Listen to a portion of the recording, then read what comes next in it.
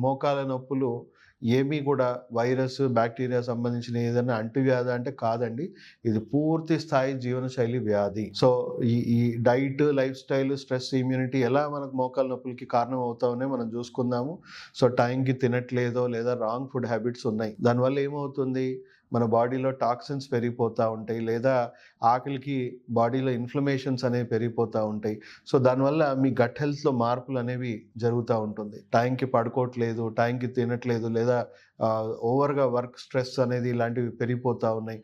So, వీటి వల్ల కూడా మన గట్ హెల్త్, మన అవయవాల పనితీరు, మన ఇమ్యూన్ సిస్టమ్ ఇవన్నీ డిస్టర్బ్ అవుతూ ఉన్నాయి. 70-80% కండిషన్స్ అన్ని కూడా గట్ హెల్త్ నుంచే ప్రారంభం అవుతాయి. సో, దాని ద్వారా ఏమవుతుంది, గట్ హెల్త్లో అబ్జార్ప్షన్ తగ్గిపోయింది, టాక్సిన్స్ పెరిగిపోయినాయి, చెడు బ్యాక్టీరియా పెరిగిపోయింది, ఇమ్యూన్ సిస్టమ్ కూడా కొంతమందికి ఎలర్జిక్గా, ఆటో ఇమ్యూనిటీగా మారిపోతూ ఉన్నాయి. సో, దానివల్ల అవయవాల పనితీరు కూడా డిస్టర్బ్ అవుతూ ఉన్నాయి. మోస్ట్లీ మన ఎముకల్ని మెయింటైన్ చేయాల్సిన అవయవం ఏదైతే ఉందో కిడ్నీ, బ్లాడర్ అండి. సో, ఈ కిడ్నీస్ ఏవైతే ఉన్నాయో, మన బోన్ మ్యారో అంటాం కదా, ఎముక లోపట ఉన్న ములుగు పదార్థం కానీ, ఆ గుజ్జు పదార్థం కానీ, ఈ మెయింటెనెన్స్ వర్క్ చేసే అవయవాలు ఏమైనా ఉన్నాయంటే అవి కిడ్నీ, బ్లాడర్ అండి. సో, ఈ కిడ్నీ, బ్లాడర్ ఆరోగ్యంగా ఉన్నాయంటే ఎంత ఏజ్ అయినా కూడా మనం చూసుకోవచ్చు. మనలో చాలామంది 70s, 80sలో, 90sలో కూడా మోకాలు నొప్పులు లేని వాళ్ళు చాలా రేర్గా మనకు కనబడతారు. వాళ్ళలో ఉన్న ప్రత్యేక గుణం ఏంటి, మళ్ళీ ఇంకొకరు సఫర్ అవుతా ఉన్నారు, వాళ్ళకి వీళ్ళకి డిఫరెన్స్ ఏంటి అని చూసుకుంటే వాళ్ళ కిడ్నీ ఆరోగ్యం చాలా పర్ఫెక్ట్గా ఉంది. సో, వాళ్ళ ఏజ్ పెరుగుతున్న కొద్దీ వాళ్ళ ఎముకల్లో మెయింటెనెన్స్ కూడా పర్ఫెక్ట్గా ఉంది కాబట్టి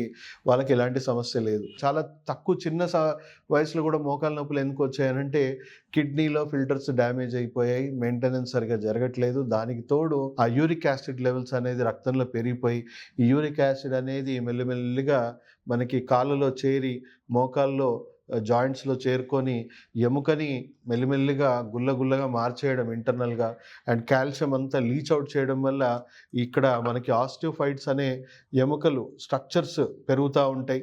సో, కాల్షియం లీచింగ్ అనే చోట అంతా కూడా ముళ్ళు లాంటి స్ట్రక్చర్స్ ఇక్కడ ఫామ్ అవుతూ ఉంటాయి. పూర్తిగా గుజ్జు అరిగిపోకముందే ఆ ముళ్ళు లాంటి స్ట్రక్చర్స్ తాకడం వల్ల టక్కు టక్కు అని సౌండ్స్ రావడము, త్వరగా స్టిఫ్నెస్ రావడం అనేది జరుగుతూ ఉంటుంది. అలాగే లూబ్రికేషన్స్ రోజు రోజుకి తగ్గిపోయి జాయింట్స్ మెల్లిమెల్లిగా ఫ్యూజ్ అయిపోవడం స్టార్ట్ అవుతూ ఉంటుంది.